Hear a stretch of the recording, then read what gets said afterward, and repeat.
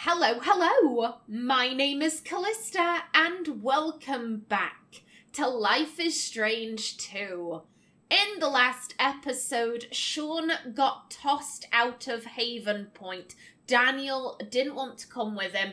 I think it makes a lot of sense that Daniel wouldn't want to come with him. He has been living in this commune for 2 months. That is 2 months that he has been surrounded by them and their teachings and Lisbeth's manipulations, because Lisbeth is absolutely manipulating him. The way that she flung herself to the floor and waited there until Daniel returned, Lisbeth is absolutely manipulating him. And let's be honest, Sean, dear old Sean, he wasn't exactly behaving calmly. Like, he arrived, he looked an absolute mess, he started shouting, he started trying to grab Daniel. Like, it makes sense that Daniel will be like, hey, you're getting a bit aggro. I've been living with these people for 2 months, and I consider them to be like family, or I have friends. He seems very taken with them.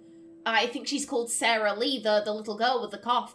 Yeah, it makes sense that Daniel would want to stay in the place that he thinks is safe when Sean is acting in a rather unsafe manner.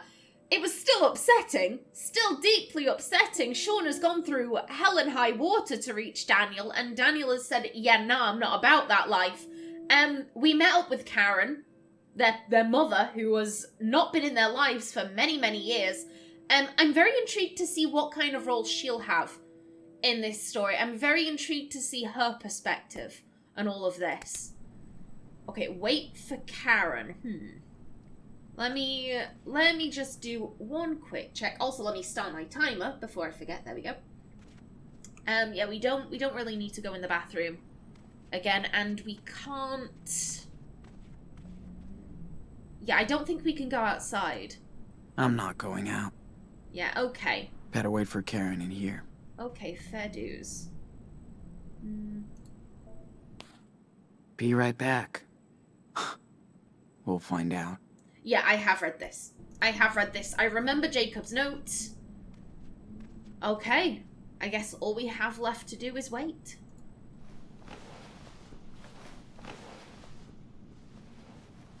Let's just rest while I wait for her.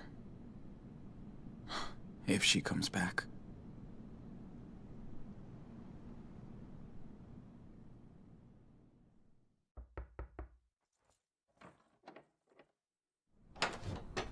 Hey, sorry it took so long. Fucking store was packed.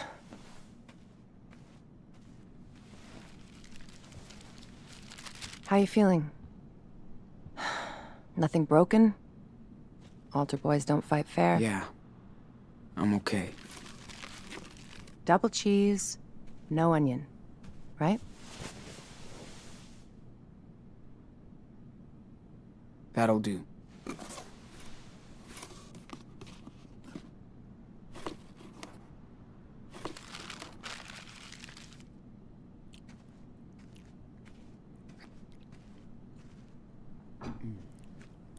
Got you some gauze and antibacteria stuff for your eye.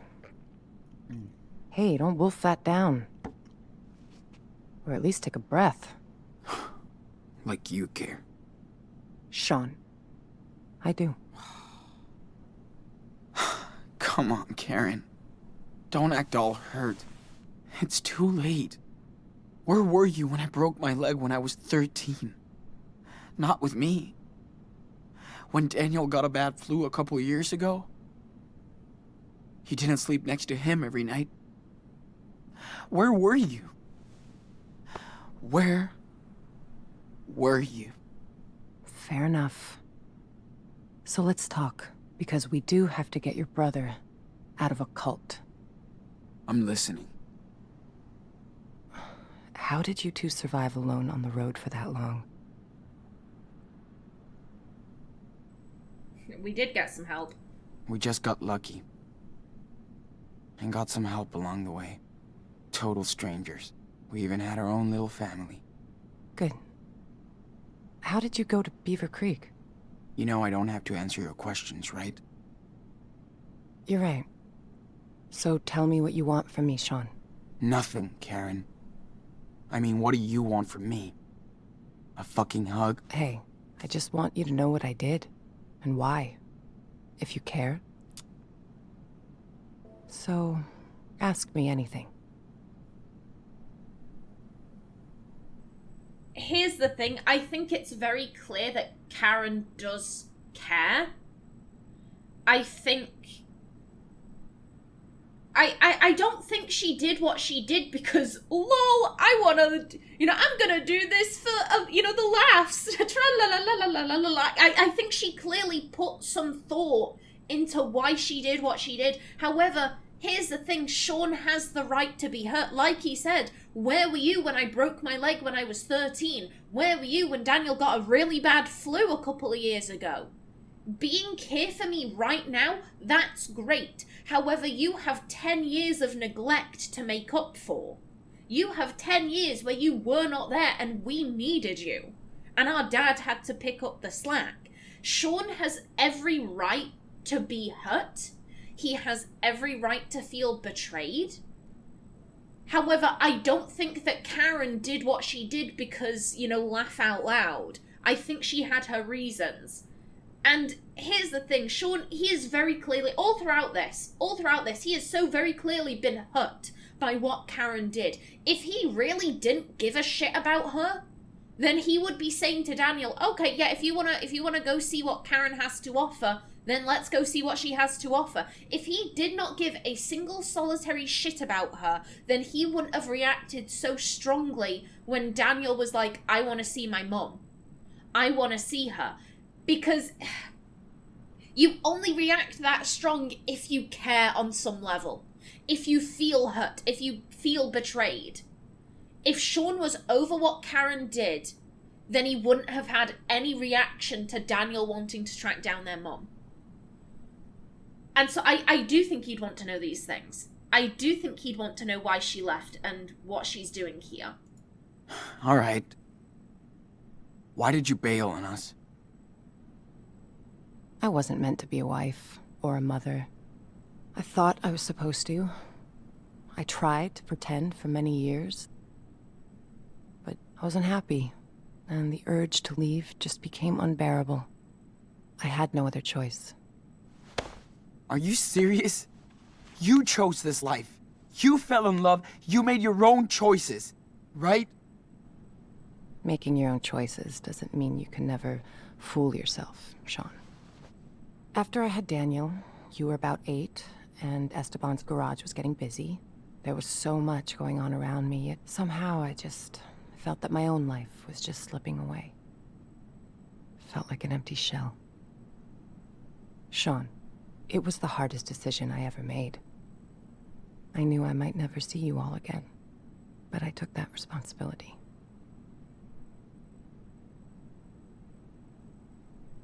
Did Dad know about this? Did Dad know about all of this? I was honest with your father. We did family therapy, but it wasn't about him. It was me. He was heartbroken for months after you left. Years. I was too. I was in love with your father. He was the best person I ever met. But just not enough for you. Something was missing from the equation, yeah. I was. That is...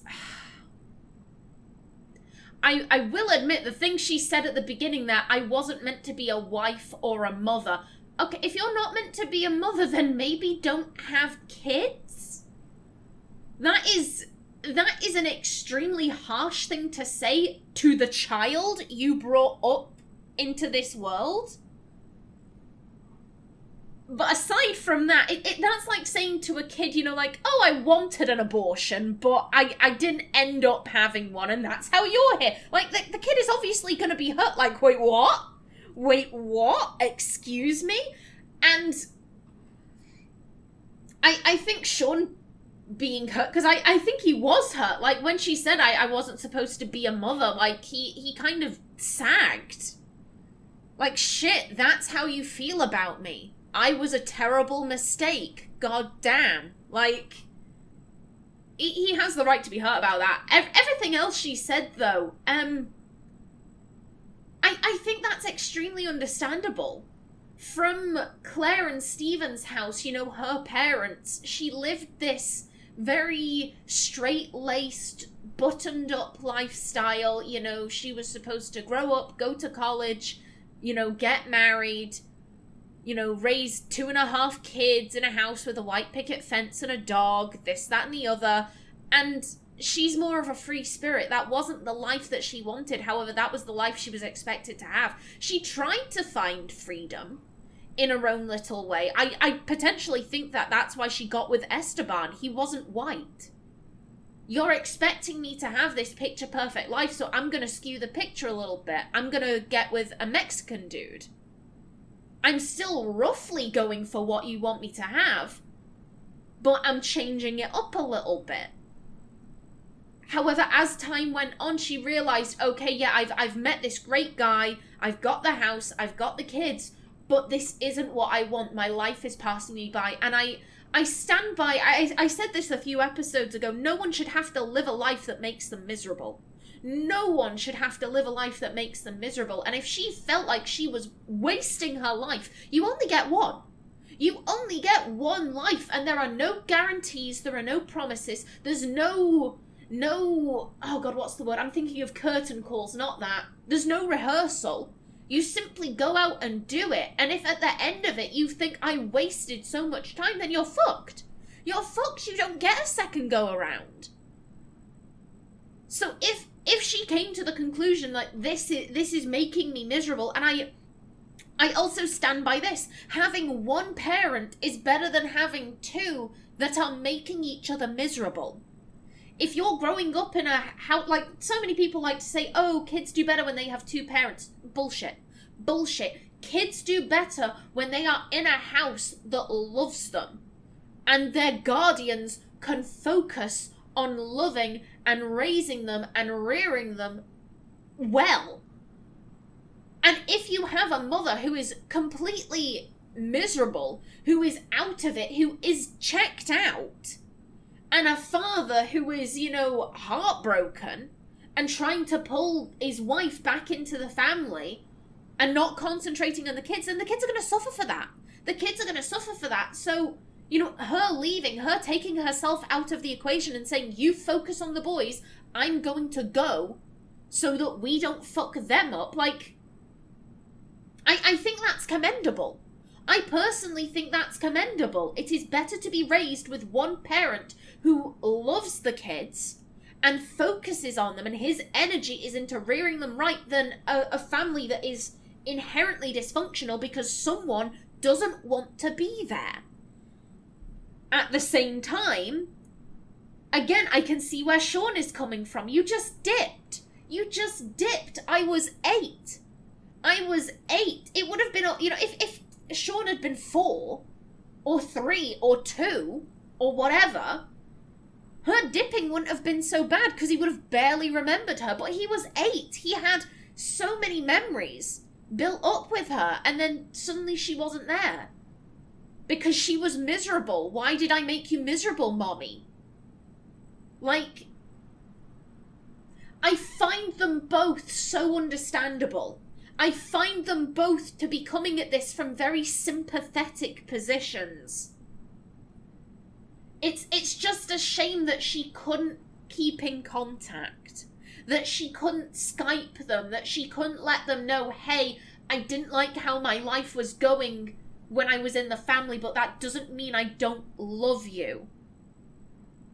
I just wasn't happy. Happiness and loving someone are two very different things. You can love someone, but they can make you miserable. And obviously you should never say, hey child that I birthed, you make me miserable. You should never say that. But I wish there had been a way that she could have kept in contact. Go do your own thing, but keep in contact and let them know that you love them and that you are there for them. When he broke his leg, she could have been there. She could have said, hey, it'll take me a while, but I'm coming to see you. So what exactly are you doing in Nevada? You live around here? No. I'm way out in Arizona. Sean, I told you. Your friend Jacob wrote my P.O. box and said Daniel was in trouble. That's it. Arizona? Holy shit. It's just lizards and rocks. Guess I found something there. New York didn't really do me good, so... Yeah, okay. Think I've heard enough. I didn't have a choice, Sean. We only have one life, and I didn't want mine to be spent in regrets. For years, I fooled myself, thinking I'd find satisfaction into what society expected me to be, and that was my mistake. I hope someday you can understand that.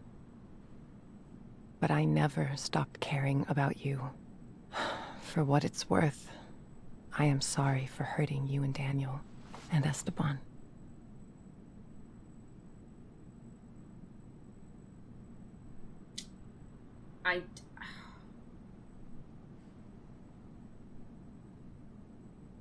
I don't know. Because I believe her there.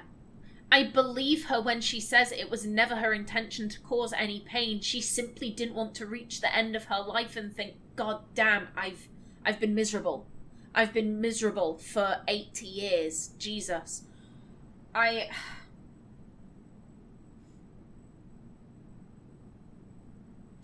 don't know. I don't know, because Sean is so very clearly hurt by all of this. I find this understandable. I find this understandable and sympathetic. I don't know if Sean would.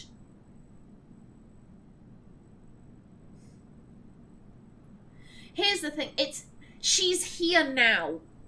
She's here now. We need assistance. She is offering assistance.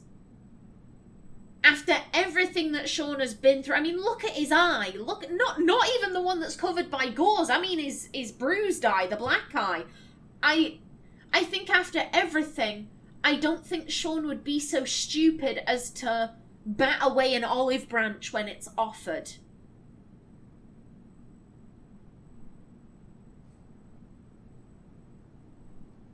I'm kind of drawn to I know. I said before, after the attack by the two racist dickheads in the desert, I think Sean is far more ruthless.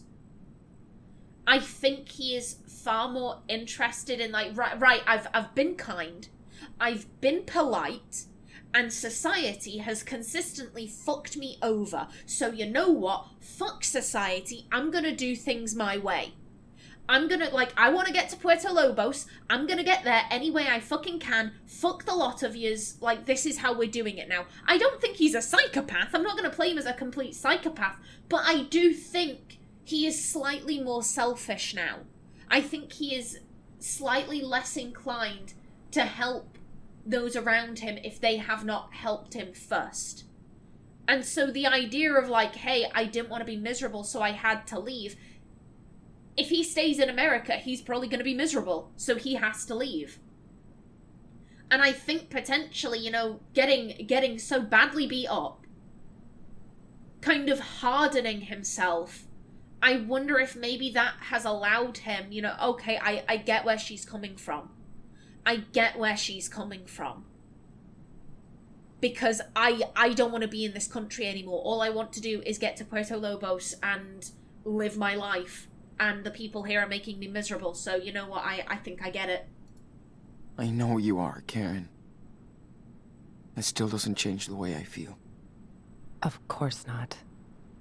I know I can't change the past, Sean. I don't think you would. I need some air.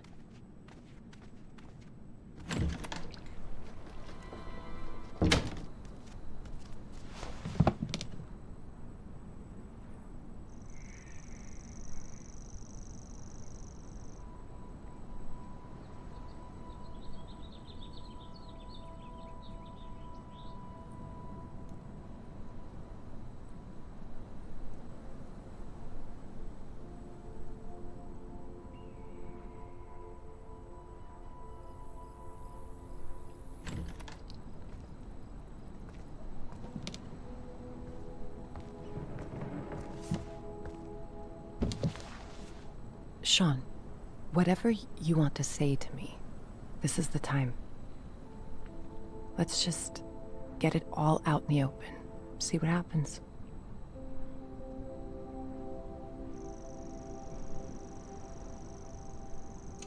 I like how that came out. I like how that came out. Just, I know why you did it, but it doesn't change the way I feel. I like that. I think it was the fact that she just dropped them. Why not stay in contact? You wanted to leave you to do your own thing. Okay, I get it, but why not stay in contact? I mean, I get you wanted to leave and stuff. Okay. But why would you ghost us like that? Not even a fucking birthday card. I thought if I vanished, you would all move on. But I wanted to contact you guys so many times. I almost did.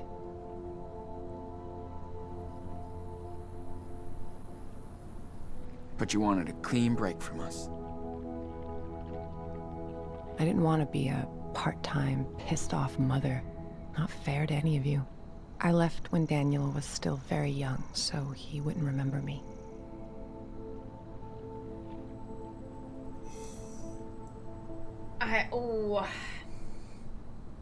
I do agree with what she says. Having a part-time, pissed-off mother, that's not gonna help.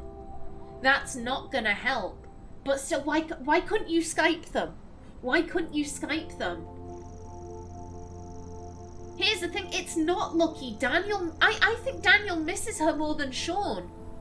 Because Daniel knows that Sean got 8 years with their mother, while he didn't get any. He probably feels like, oh, was it my fault? She was willing to spend 8 years with Sean. She wasn't even willing to spend a year with me. Cool plan, Mom. You hurt Daniel way worse. He thought you took off because of him. I know. I hope I can make it up to you, Daniel, someday. I can start by getting his ass out of that church, cult, whatever.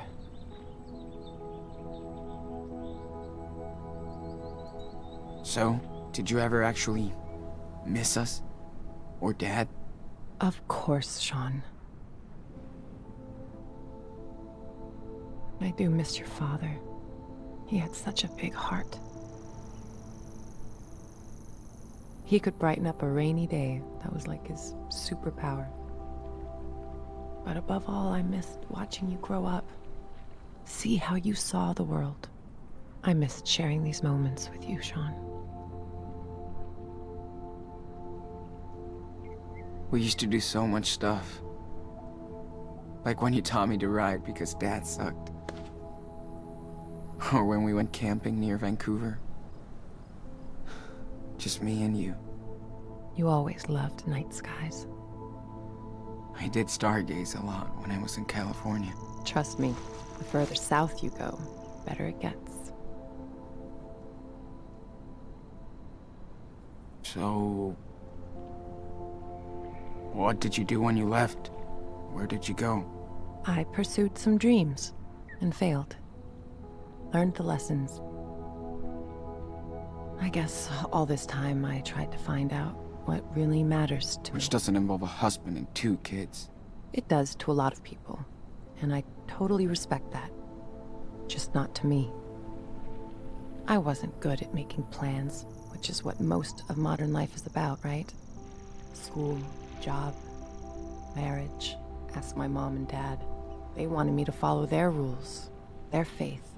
Oh, I tried, but I wanted to find my own way, with no security blanket. Family, religion, social norms. It's just all about security, after all. But it all just looked like a sweet golden jail to me. I tried to escape that. It doesn't sound immature at all. It sounds like she got forced onto this path, and the only way she knew how to get off was by, you know, by aggressively breaking off of it. Doing a lot of damage to find her own way. Yeah, I think that's ultimately it. Was it worth it? Because if you say it wasn't, then you fucked us all over for no reason.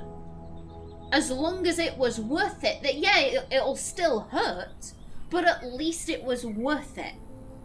If you turn around and say, yeah, no, it wasn't, then what was all that pain for? What was it all for? Yeah. Hope it was worth it. It was.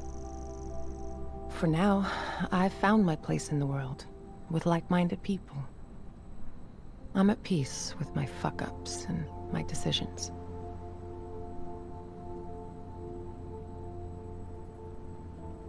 How do you make peace with bailing on your parents, your husband, and your kids? I know, that's hard to understand. But I think people should know who they are, and not fake it for anybody. Whatever. You sound so... careless. It's like you can't even realize how much pain you've caused. I do care. It's why I'm here. To help you and your brother. If I didn't step up to help him now, I couldn't live with myself.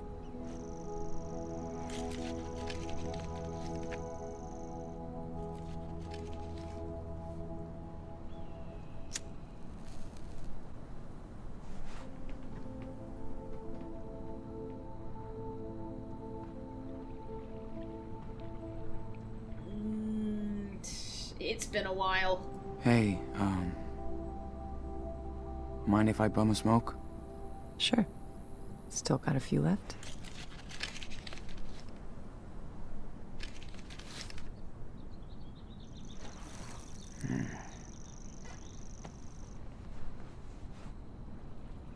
Wow. I haven't seen that lighter in ages. Your dad loved that thing. I know. Only thing I have left of his.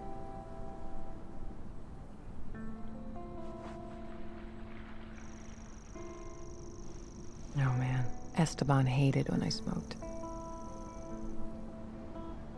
He didn't want me to die an early death. Fuck. Life can be so cynical sometimes. I remember he would smoke sometimes. Long ago. We didn't fight much, but when we did,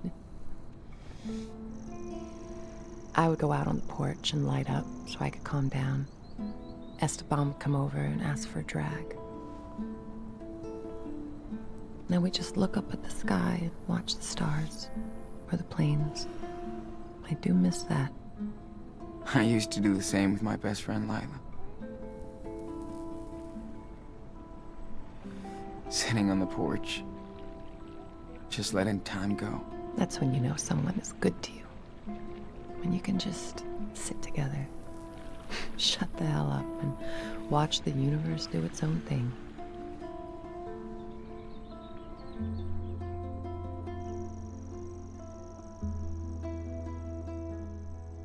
That was a good conversation. I like that. I like that a lot. That, oof. It's like I keep saying, I find them both to be coming at this from sympathetic positions.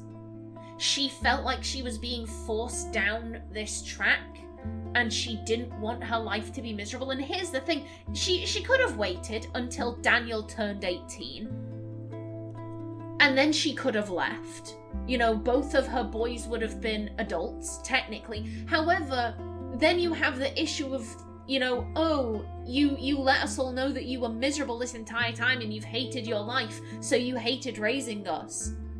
You know, our childhoods were a lie because you were miserable the entire time. Like, she was damned if she did, and she was damned if she didn't. If she never left, then she's lived her life in abject misery. If she waited until they were adults, then she's crushed their dreams and, you know, she's let them know that their lives were a lie and blah, blah, blah.